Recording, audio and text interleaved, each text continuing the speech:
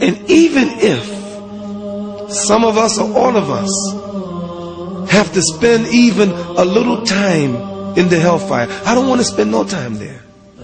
But even if we did, I'm so happy, I'm so full of hope that I remember the words of the Messenger of Allah sallallahu alaihi wasallam. He said that Prophet Musa asked Allah, who will be the least person in the paradise?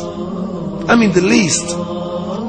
And Allah informed Prophet Musa alayhi salatu wasalam that the least person in paradise will be a person who was in hellfire, who was burnt in hellfire so much that he became totally black by the fire. And Allah would put him in the river of life.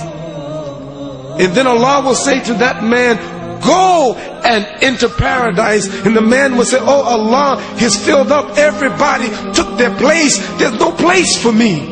And Allah will say, go into paradise. Here's a man who was in hell, and he will be the least and the last person to go to paradise. Allah will say, go into it. And the man said, oh Allah, please don't mock me. You're the Lord of the worlds, please don't mock me. There's no room for me.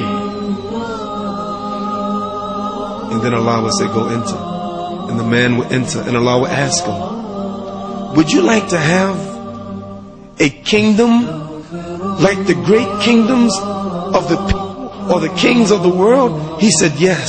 And Allah will say, you shall have that, and it's like, and it's like, and it's like, and it's like, and 10 times more.